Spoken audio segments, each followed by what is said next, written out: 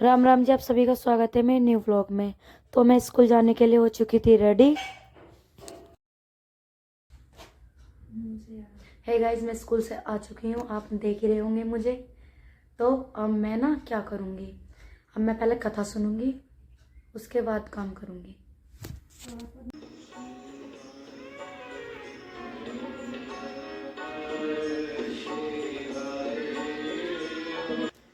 पुनीत पावन श्री महापुराण की कथा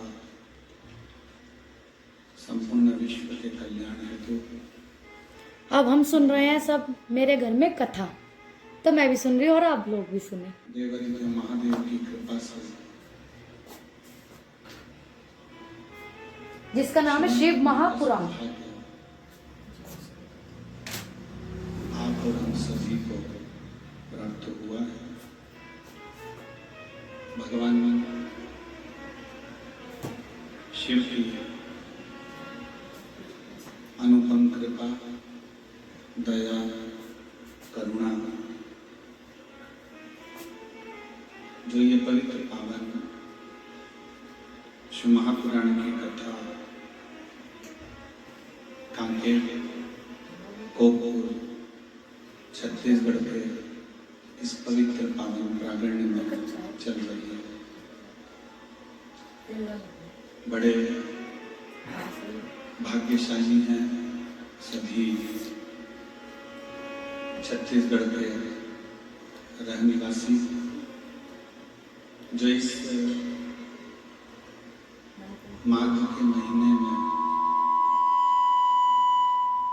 भगवान शिव की पुनीत पावन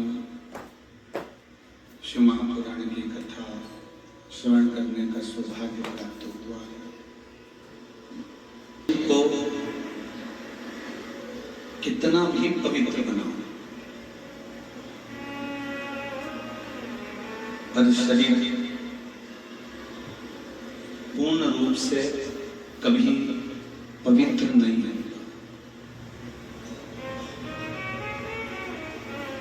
शरीर के अंदर थोड़ी ना थोड़ी अपवित्रता रह ही जाती है।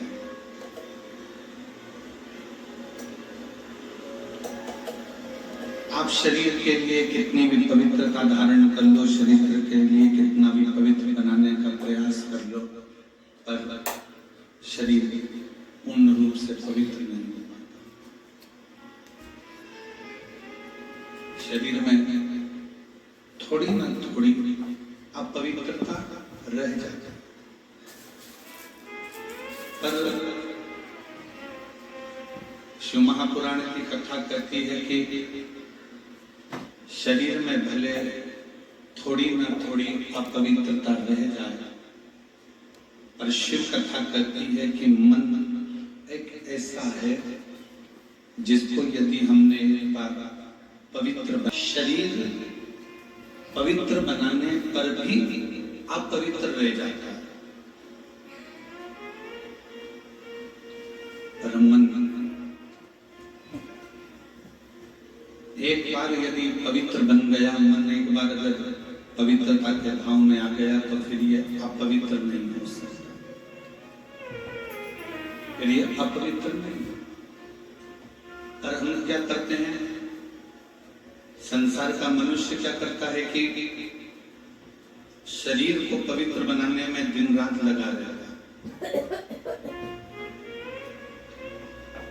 शरीर को पवित्र बनाने के लिए वो 24 घंटा लगा रहता है, पर मन को पवित्र बनाने के लिए उसके पास समय नहीं है।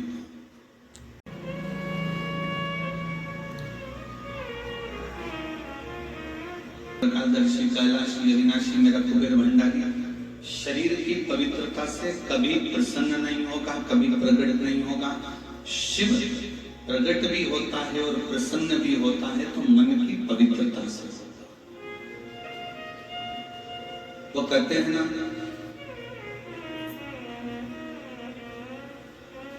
कि संसार में आज के युग में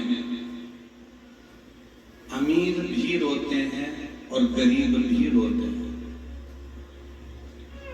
संसार में आज के युग में अमीर और गरीब भी रोते हैं। बस शिव को जल चढ़ाने वाला, शिव को जल चढ़ाने वाले चैन की नींद सोते हैं। बाकी की दुनिया के लोग इस संसार में जन्म लेने के बाद तो रोते ही रोते हैं।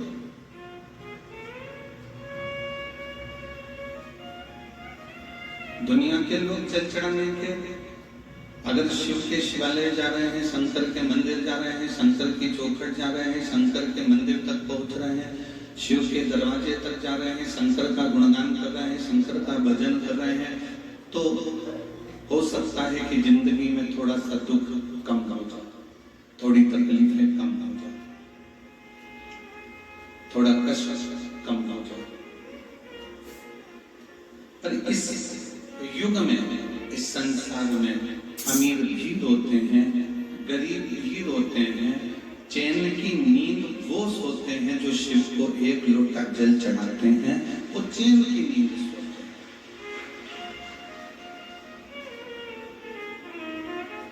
ऐसा नहीं कि शंकर को जल चढ़ाएंगे तो दुख नहीं आएगा, दुख आता है, कष्ट आता है, तकलीफें आती हैं, सब कुछ होता है। पर शिव को जल चढ़ाने वाले व्यक्ति की जिंदगी में एक बल उत्पन्न होता चला जाता है। शिव को जल चढ़ाने वाले व्यक्ति के जीवन में एक अलग से ऊर्जा उत्पन्न होने लगती है। शंकर भगवान की अविरल भक्ति करने वाले के हृदय में एक अविरल तेज उत्पन्न होने लगता है। शिव महापुराण की कथा कहती है, भगवान शंकर का चरित्र कहता है कि मानव की देह को पवित्र बनाओगे, फिर भी उसमें कुछ न कुछ खोट, कुछ न कुछ अपवित्रता रह सकती है। पर मन को यदि एक बार तुमने पवित्र बना लिया, इस मन को तुम शंकर के दरवाजे तक लेकर चले गए, इस मन को शिव की चौखट तक लेकर चले गए, तो फिर ये मन कभी अपवित्र नहीं होगा, ये पवित्र की पवित्र ही बना रहेगा। इसमें अपवित्रता का भाव नहीं है।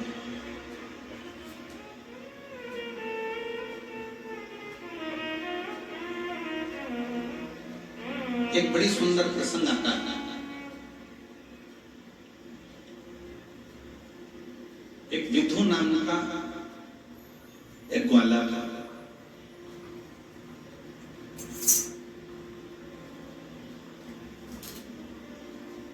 और वो विधु नाम का जो ग्वाला था,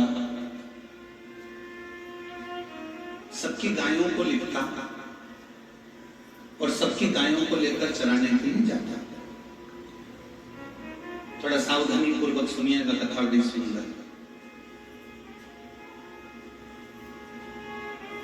विधु नाम का ग्वाला पूरे गांव की गायों को इकट्ठा करता, पूरे गांव की गौ माता को एकत्रित करता और उनको चराने के लिए जाता।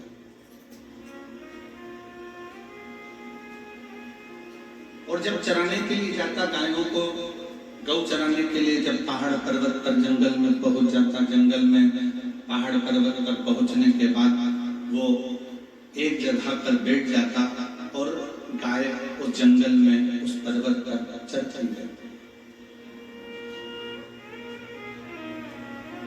अब विधु शिव का बड़ा भक्त था। उसका एक नियम, शंकर जी के मंदिर में जाना, शंकर जी को जल चढ़ाना, शंकर जी को चंदन लगाना, शंकर जी का श्रृंगार करना, शंकर जी का फूल की। बहुत बहुत नमन, आपको प्रणाम करता हूं, साधुवाद। विधु का नियम था, फूल की पंखड़ी तोड़ता और उस पंखड़ी को तोड़कर शंकर के शिवलिंग का श्रृंगार करता।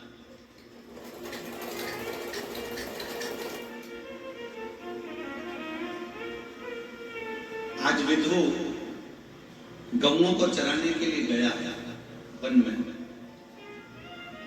और गौओं को चराने के लिए जब विधु गया, उसके गौओं को चराते चराते विधु जब जंगल में पहुंचा, जंगल में पहुंचने के बाद उसकी सारी गौएं तो आ गई, पर विधु की 5 गाय कहीं चली गई और वो गाय किसी सेठ की थी।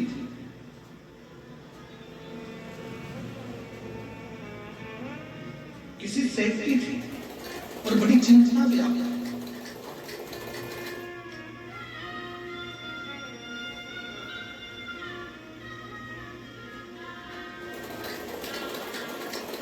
एक व्यक्ति के जीवन में एक बात बड़ी विचित्र होती है। 2 जगह से व्यक्ति पैसे ले लेते हैं। एक बहुत अमीर व्यक्ति से पैसे लेगा, करोड़पति व्यक्ति से पैसे लेगा, कोई सेठ जी से पैसे ले लेगा, कोई धनपति से पैसे ले लेगा, और एक पैसा लेगा वो अपने परिवार के किसी गरीब साधारण व्यक्ति से कि भैया मैं तुम्हें लौटा दूं। अब ईमानदारी से बोलना रे पूर्वा, जब उस व्यक्ति के पास में पैसा आएगा तो सबसे पहले वो सेठ जी का लौटाता है कि वो गरीब बड़े का लौटाता है? जम के ईमानदारी से बोलना, सेठ जी का लौटाता है, क्योंकि रोज सेठ जी के गुंडे, रोज सेठ जी के पहलवान, रोज सेठ जी के कुछ ना कुछ कहने वाले उसके दरवाजे पर आते हैं, उसको डराते हैं, उसको धमकाते हैं, उसको बार बार डराने और धमकाने का प्रयास करते हैं। तो सबसे पहले वो पैसा किसका लौटाता है?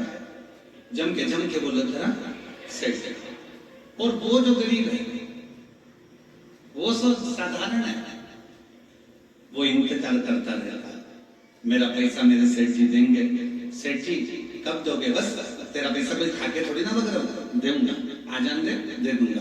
भैया कब दोगे? आ जान दे दूंगा। क्योंकि उसमें नम्रता, उसमें विनम्रता। आप मेरा पैसा कब दोगे? मैं दूंगा। वो क्रोध नहीं कर रहा, वो चिड़चिड़ नहीं कर रहा, वो गुस्सा नहीं कर रहा, वो अपशब्द नहीं कर रहा। दूंगा, मैं दूंगा, आएगा दे दूंगा, आएगा दे दूंगा। पर सबसे पहले पैसा लौटाया तो उसने सेठ जी का लौटाया। उसी तरह विधु के मन में ये बात आई कि सबकी गौ माता आ गई, केवल एक सेठ ऐसा है जिसकी 5 गाय रह गई हैं, और वो 5 गाय अगर सेठ जी की लेकर नहीं गया तो फिर तो मेरे प्राण चले जाएं। अगर मैं उन 5 गायों को लेकर नहीं पहुंचा, मैं उन 5 गायों को लेकर नहीं जाता हूं तो सेठ जी तो मुझे मार डालेंगे। अब करूं तो करूं क्या? और विधु का एक नियम था, शिव जी के मंदिर में रोज जाना, रोज प्रणाम करना, रोज भगवान की भक्ति करना, रोज श्रृंगार करना, रोज जल चढ़ाना, चंदन लगाना, रोज भगवान की अविरल भक्ति में डूबे रहना, विधु का नियम था। अब जब तक गाय मिले नहीं तब तक विधु गांव में जाए। अब विधु ने करा क्या? एक वाला और था साथ में, जितनी गांवों की गाय थी विधु ने सारी गायों को उस ग्वाले के साथ गांव में भेज दिया। पर विधु 5 गाय को ढूंढने में लग गया। विधु को 1 दिन पूरा लग गया, 2 दिन पूरे लग गए, 3 दिन पूरे लग गए, 4 दिन पूरे लग गए, पर विधु गायों को ढूंढता रहा। अब विधु के मन में ये खलबली हो कि मैं भगवान शंकर का श्रृंगार कैसे करूं, मैं शंकर भगवान की भक्ति कैसे करूं, मैं शिव जी को जल कैसे चढ़ाऊं, मैं शंकर जी को बेलपत्र कैसे चढ़ाऊं, मैं शंकर जी का गुणगान कैसे करूं, मैं शंकर जी को चंदन कैसे लगाऊं। अब विधु के मन में ये भाव उत्पन्न होने लगा कि करूं तो करूं क्या। बैठ गया विधु, 5 गाय को ढूंढता, नहीं मिलती। रोज सवेरे विधु मौन होकर बैठ जाता और मौन होकर बैठा भगवान शंकर की भक्ति में लग गया।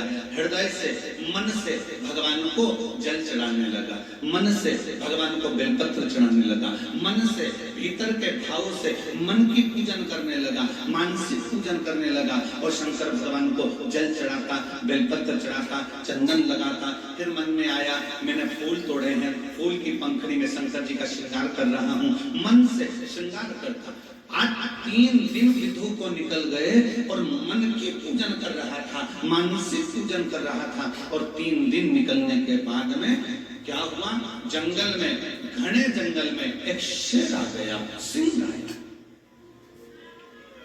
घने जंगल में शेर आया।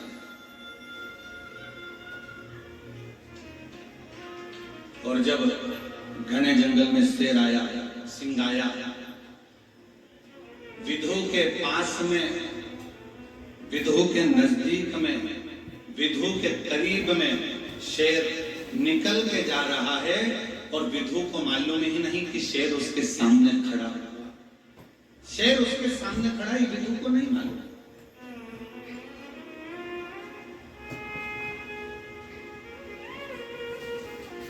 शेर उसके सम्मुख में है, ये विधु को नहीं मालूम।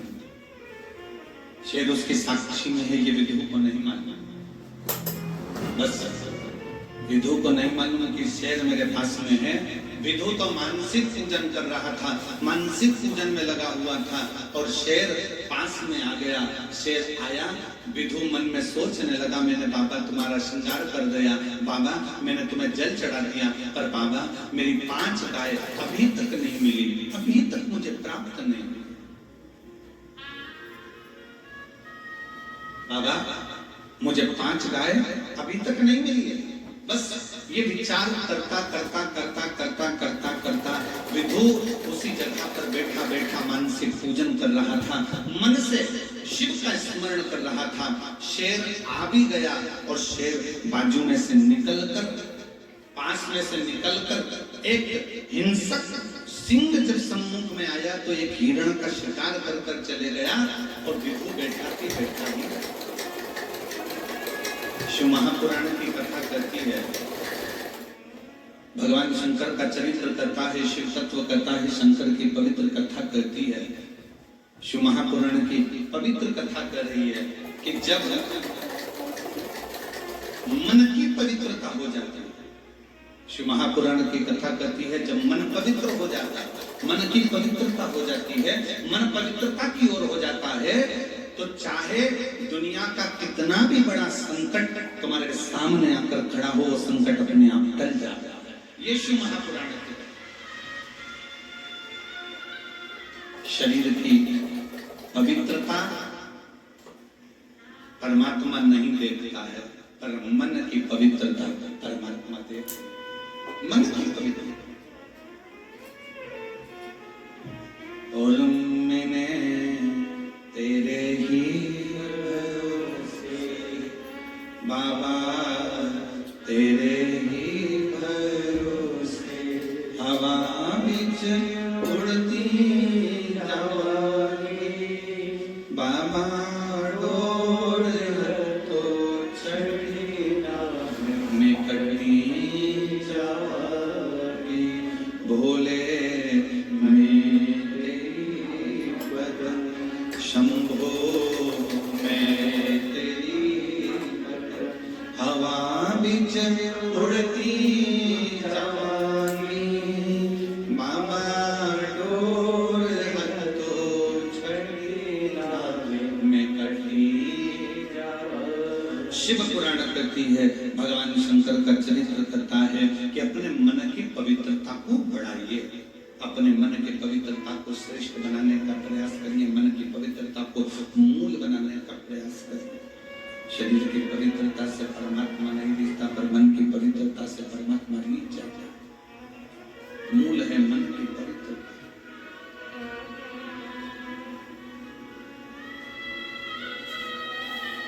कितना भी तन को धो लीजिए, कितना भी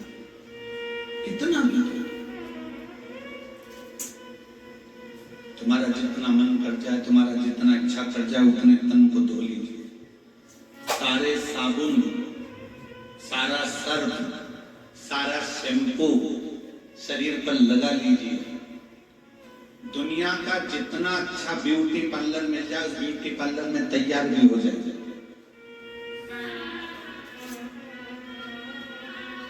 दुनिया के जितने अच्छे कपड़े मिल जाएं, उन कपड़ों को पहन भी लीजिए।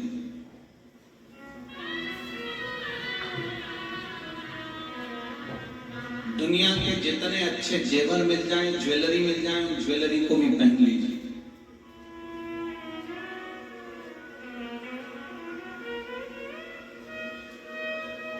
पर ईमानदारी से बोलो, ऊपर जाने पर तुमसे पूछा जाएगा कि कौन से ब्यूटी पार्लर में तैयार हुई थी? कांकेर में, कोकपुर में, भिलाई में, दुर्ग में, रायपुर में,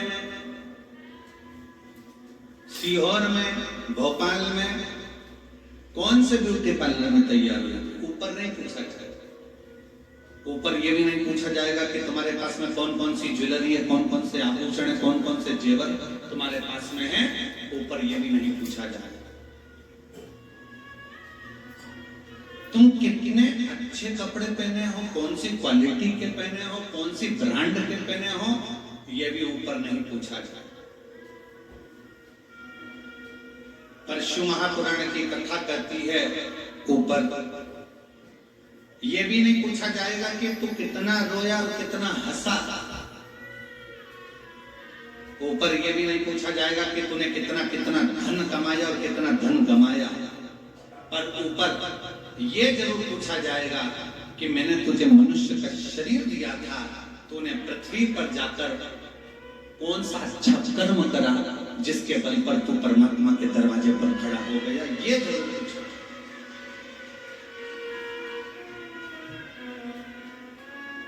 मैंने तुझे मनुष्य की देह दी थी, मैंने तुझे मानव का शरीर दिया था, मैंने तुझे मनुष्य का देह प्रदान किया था, मैंने तुझे मानव का शरीर प्रदान किया था। उस मानव के शरीर को तूने कितना कितना इस मनुष्य के शरीर को श्रेष्ठतम बनाया है।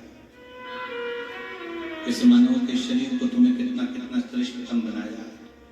ये पूछा जाता है।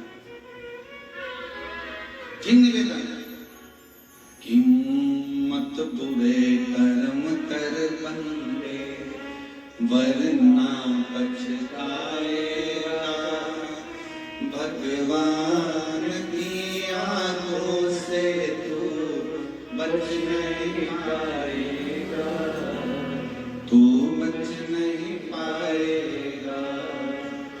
अरे ओ अज्ञानी मत करना, अरे ओ अज्ञानी मत करना, तेरे कर्म का फल भी तू ही पाएगा, जैसा किया तूने तेरे आगे आएगा। मत बुरे कर्म कर बंदे वरना पछताएगा, भगवान की आंखों से तू बच नहीं पाएगा, तू बच नहीं पाएगा। वो परमात्मा पूछेगा तुमने कितना कमाया, ये परमात्मा नहीं पूछेगा। तुमने कितना कमाया, ये परमात्मा नहीं पूछेगा। तुम्हारे पास में क्या है, ये परमात्मा नहीं पूछेगा। तुम्हारे पास में कितनी सुंदर काया है, ये परमात्मा नहीं पूछेगा। तुम्हारे पास कितना वस्त्र है, आभूषण है, ये परमात्मा नहीं पूछेगा।